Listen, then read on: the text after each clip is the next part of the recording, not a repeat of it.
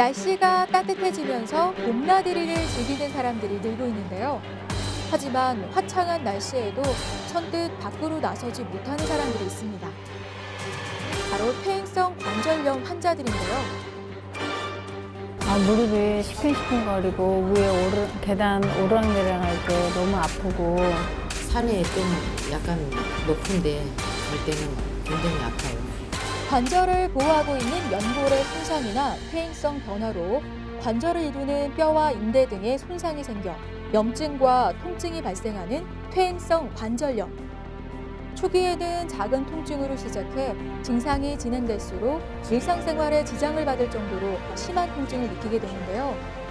계단을 오르거나 걷는 등의 기본적인 활동까지 영향을 주게 되는 퇴행성 관절염. 퇴행성 질환으로 노년층에 주로 발병해 활기찬 노후를 위협하고 있는데요. 건강하고 활기찬 생활을 위해 꼭 지켜야 할 관절 건강. 오늘 건강하게 삽시다에서 퇴행성 관절염에 대해 자세히 알아보겠습니다. 신체 관절 중 가장 큰 하중을 지탱하는 무릎 관절. 관절은 두 개의 뼈가 만나 움직이는 부분인데요. 뼈가 맞닿는 부분에는 부드럽고 탄력이 높은 연골이 있어 관절의 유연한 움직임을 돕고 충격을 줄여 직접적인 뼈의 손상을 막아줍니다. 퇴행성 관절염은 이러한 연골이 닳아 없어지면서 무릎 운동을 방해하고 이 상태가 지속되면 뼈에 변형이 생겨 이로 인한 통증이 발생하게 됩니다. 관절이라고 하는 것은 뼈와 뼈가 맞닿는 부위를 관절이라고 하는데요. 나이가 들면서 관절 끝부분에 연골이 마모되어서 관절염의 형태로 나타나는 것을 퇴행성 관절염이라고 합니다. 이와는 다르게 류마티스 관절염은 전신적인 자가 면역 질환으로 나타나는 소위 젊은 나이에도 생길 수 있는 다른 병이고요. 퇴행성 관절염은 누구나 생길 수 있는 나이가 들면서 생기는 관절의 변화 현상입니다. 최근 퇴행성 관절염 같은 다발성 무릎 관절증 환자가 늘어나고 있는데요. 통계에 따르면 2009년 224만여 명에서 2013년 258만여 명으로 꾸준히 증가 추세를 보이고 있습니다. 특히 남성보다 여성의 발병률이 높았는데요. 관절 통증으로 치료받은 환자 비율이 남성 28.3%, 여성 71.7%로 여성의 비율이 훨씬 높은 것으로 나타났습니다. 또한 대한슬관절학회에 따르면 무릎 퇴행성 관절염의 대표 수술법인 무릎 절골술을 받은 40, 50대 환자가 지난 5년간 3배에서 5배 크게 증가했고 퇴행성 관절염 환자 10명 중 1명이 40대 이하로 노인성 질환으로 여겨졌던 퇴행성 관절염이 중장년층에게서 크게 증가하고 있습니다. 중장년층의 관절 건강을 지켜주는 권영삼 원장. 퇴행성 관절염 어떻게 예방하고 관리해야 하는지 자세히 알려줄 겁니다. 대표적인 퇴행성 질환으로 노년층의 발병률이 높은 퇴행성 관절염. 최근 중장년층에서도 많이 발병하며 연령대가 낮아지고 있는데요. 얼마 전부터 느껴진 무릎 통증이 심해져 병원을 찾게 됐다는 강금임 씨. 쑤시고 시큰거리고 좀 뻐근하기도 하고 자고 일어나서 이제 바깥에 나올라 할 때 약간 시큰거리고. 초중기 정도, 초기에서 중기 정도에 이르는 퇴행성 관절염이 있으신 겁니다. 아주 심한 정도는 아니시죠. 단순한 근육통이겠거니 생각했었던 무릎 통증이 퇴행성 관절염의 시작이었는데요. 관리를 아프기 전에 관리를 했어야 되는데 너무 그냥 관리를 안 하는 그런 마음이 들었고요. 이제 앞으로는 관리를 잘해야 되겠다는 생각을 하고 있어요. 무릎을 구부리고 뭐 일할 때, 일상생활 할 때, 뭐 특히 이제 계단 오르고 내리고 할 때, 그때 좀 시큰거리고 아파요. 무릎 연골의 퇴화로 발생하는 퇴행성 관절염. 우리나라 노인 인구의 약 80%가 앓고 있는 대표적인 노인성 질환인데요. 하지만 최근 서구화된 식습관으로 비만 인구가 늘면서 젊은 층의 발병률도 높아지고 있습니다. 실제로 몸무게가 1kg 증가하면 서 있을 경우 무릎이 받는 하중은 4배로 증가하고 걷거나 뛰는 등 움직일 경우 7배에서 8배 증가하는 것으로 나타났는데요. 과체중이 조기 퇴행성 관절염의 원인이 되고 있습니다. 노화 외에도 퇴행성 관절염이 생기는 원인은 다양한데요.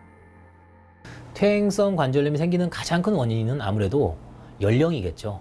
나이가 들면서 관절을 많이 쓰다 보면 마모되어서 관절염이 생기는 것입니다.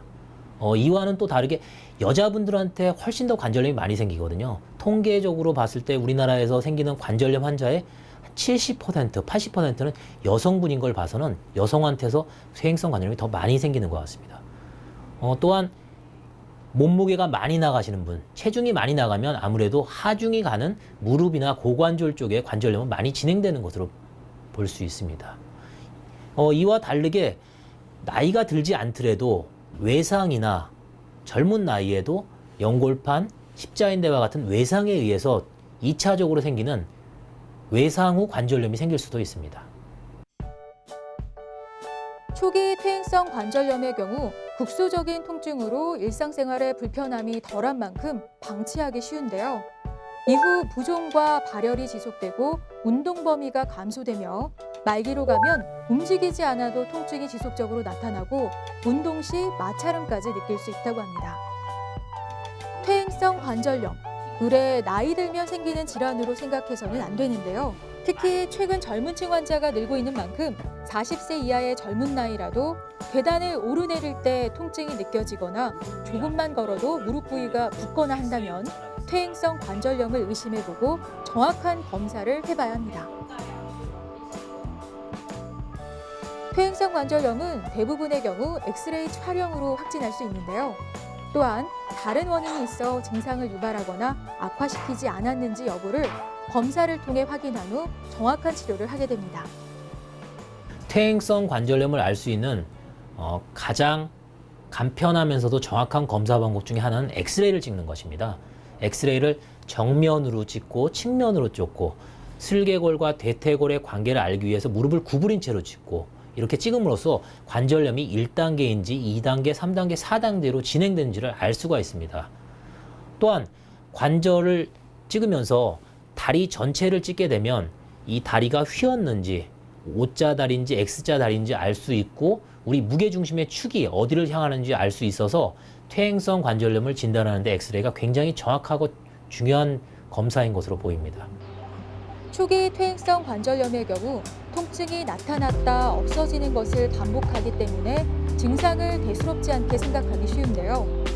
초기 가벼운 증상을 방치하게 되면 증상이 악화돼 통증은 더욱 심해져 일상생활에 많은 불편함이 생기게 됩니다. 평소와 다른 무릎 통증을 느꼈다면 정확한 진단 후 그에 맞는 적극적인 치료가 필요합니다. 관절염 치료는 단계별로 맞는 치료를 하는 것이 가장 중요합니다. 아주 가장 초기에는 생활 습관을 바꾸는 것만으로도 충분하게 관절염을 예방할 수 있습니다. 생활 습관을 바꾸고 무릎 주위에 있는 인대와 근육을 강화시키는 치료를 할 수 있고요. 통증이 생기게 되면 약물 치료와 함께 물리 치료를 시행할 수가 있습니다. 이런 치료만으로도 회복되지 않는 분들은 무릎에 연골 주사나 DNA 주사와 같은 주사 치료를 시행할 수 있습니다. 관절염이 더욱더 진행돼서 통증을 참을 수가 없고 또 연령이 많이 드신 분들은 수술적인 치료를 생각할 수 있습니다. 관절 손상이 적은 초기 퇴행성 관절염의 경우 주사 치료, 체외 충격파 치료 등 비수술 치료로 개선이 가능합니다. 퇴행성 관절염 치료에 널리 이용하는 연골 주사. 환자의 관절 안에 연골 활액의 구성 성분인 히알루론산 제제를 투여하는 치료인데요. 히알루론산을 주사하게 되면 무릎 내부의 윤활 작용을 개선시켜 염증과 통증을 줄여주는 효과가 있습니다. 하지만 초기, 중기를 넘어 통증이 심하거나 연골이나 골절이 변형된 말기 퇴행성 관절염 환자의 경우 수술 치료가 필요한데요. 수술적인 치료는 대표적으로 몇 가지 방법이 있는데요. 첫 번째는 관절에 작은 구멍을 내서 그 TV 모니터와 같은 내시경 장비를 보면서 관절에 연골판이 파열되거나 인대에 손상이 있거나 관절 연골이 손상된 부분을 치료하는 아주 간단한 수술적인 치료 방법이 있고요. 두 번째는 우리가 다리가 오다리처럼 휘신 분들은 무게중심의 축을 변형시킴으로써 관절이 많이 마모된 부분보다는 마모되지 않은 부분을 주로 사용하게 하는 절골술이라는 수술 방법이 있습니다. 세 번째는 보통 일반인들도 잘 알고 있는 퇴행성 관절염의 마지막 단계에는 인공관절 치환술을 시행하게 됩니다. 퇴행성 관절염의 경우 치료 후에도 관절 질환 예방과 관리를 위해서 각자 증상에 맞는 운동이 필요한데요. 일단은 이제 아까 하셨던 검사를 통해서 그 개인의 정확한 어떤 기능 상태를 수치상으로 이제 측정을 하는 거거든요. 그래서 저희가 이제 뭐 초기 재활, 뭐 중기, 뭐 후기 재활까지 해가지고 그 정도 어느 수준에 맞는지를 저희가 확인하고 나서 거기에 맞는 재활을 이제 진행을 하게 됩니다. 특히 퇴행성 관절염 치료 후 무엇보다 재활 운동이 중요한데요. 재활 운동은 손상된 관절의 빠른 회복을 도와줘 손상 전 일상으로의 복귀와 재발을 방지하는 데 효과적입니다. 각자 관절 손상의 상태나 정도가 다른 만큼 개별적인 재활 운동 프로그램은 치료 후 회복에 큰 도움을 줍니다.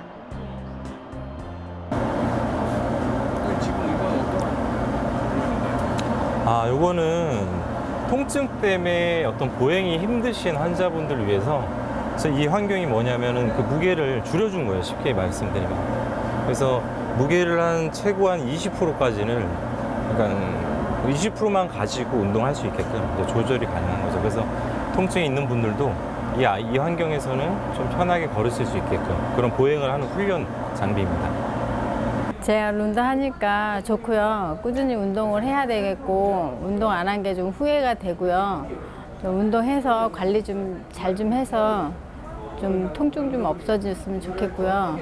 저 외출도 좀 해야 되겠고 날씨도 좋은데 좀 나들이도 가고 싶어요. 무중력 보행 운동은 무릎에 가해지는 하중을 최소화한 상태에서 안전하게 운동할 수 있어 퇴행성 관절염 환자의 재활에 도움이 됩니다. 또한 관절염 예방을 위해서는 낮은 강도의 운동을 꾸준히 하는 게 좋은데요. 평소 무릎 근력 강화에 도움이 되는 간단한 스트레칭을 꾸준히 하는 것도 관절 건강에 도움이 됩니다.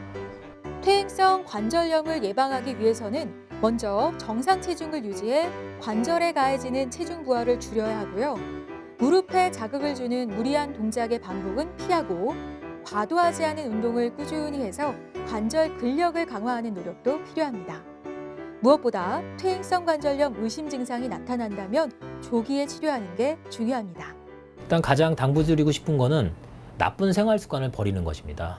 바닥에 앉거나 쪼그려 앉는 경우, 그다음에 과도하게 무거운 물건을 드는 경우 이런 것들을 조심하셔야 되고요. 몸무게가 한 번에 과도하게 느는 거 이런 것들을 예방하시는 게 좋습니다.